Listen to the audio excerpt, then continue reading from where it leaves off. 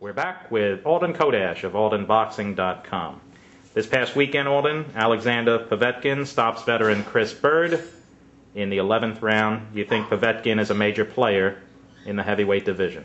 Amid all the fact that Alexander Povetkin has 15-16 fights, he's fought in the 2004 Olympics as an amateur, he is a major player in the heavyweight division. He proved that with wins over Larry Donald and Chris Bird, who are definitely past their primes, and right now they're nothing more than just names in the heavyweight division. They are the kind of fighters that would beat an average fighter with 15-13 fights. Povetkin knocked Bird out in the 11th round. The corner stopped the fight. He pounded Bird, similar to the way Vladimir Klitschko did, to convince me that he belongs up there with the best heavyweights in the world right now. You like Povetkin's skill level? Yeah, he's a very tough guy. He's not a great defensive fighter, but he's rock solid, and he's a solid offensive fighter. Okay, and he's scheduled to take on the winner of the Calvin Brock-Eddie Chambers fight, with the winner of that matchup supposedly getting a title shot against Vladimir Klitschko. First of all, Povetkin versus the winner of Brock-Chambers, which I believe you feel Chambers will win that fight. Povetkin-Chambers, who do you think wins that matchup?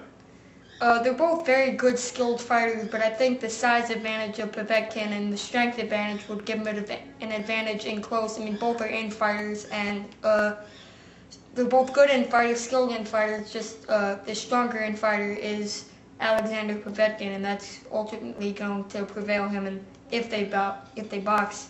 Okay. Canadian fighters continue to impress of late. Steve Molitor moves his record to 25-0 with a victory over 3K Battery. Have you seen Molitor, and what do you think of him? Steve Molitor is an improving puncher. I know that. He's always a slick southpaw fighter in a very tough division. He's been winning every one of his 25 fights so far, and the fact that he shut out a veteran like 3K Battery is always impressive, especially against a veteran. A shutout win is phenomenal for the always improving Stephen Molitor. Okay. And you think Molitor can hold up well against some of the big names in his division? Definitely. Winning may be a different story against some guys such as Israel Vasquez and Rafael Marquez, but other than those guys, I think he's the premier fighter in the super bantamweight division. Okay. Reportedly, Paul Williams will be taking on Kermit Cintron. What's your views of that fight?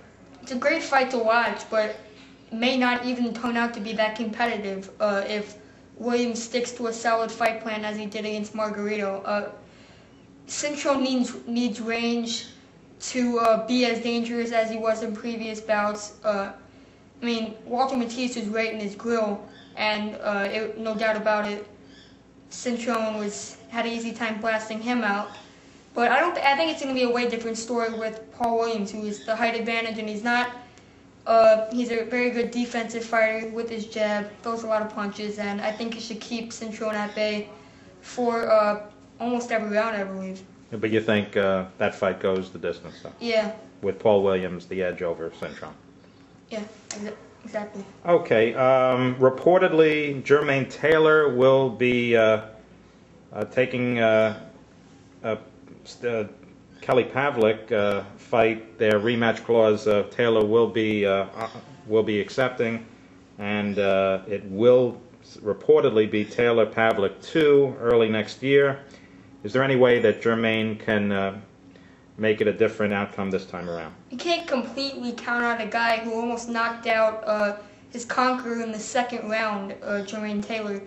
But I think the most likely outcome is a Pavlik decision. I think Taylor is will expect more from Pavlik this go around, but I think Pavlik is the better fighter between the two. I think he was officially not ahead on cards, but I believed he was winning the fight. And the fact that he is the champion now, he'll come in more confident, and I think he'll carry home the title via 12-round decision. Okay. Is there any way that let's assume that you were Taylor's trainer, what would you tell him to do differently this time? I think he should have fought a more disciplined fight. use the jab more. But although, I mean, that's the way to beat Pavlik on the outside. Pavlik wasn't terrible on the outside either. He landed a few good jabs on Taylor. But Taylor definitely could have been a little more active and could have fought a more disciplined outside fight than he did in his defense of the title, his unsuccessful defense of the title. Right. Telling Taylor to do something and having him do it, two different things, though, don't you think?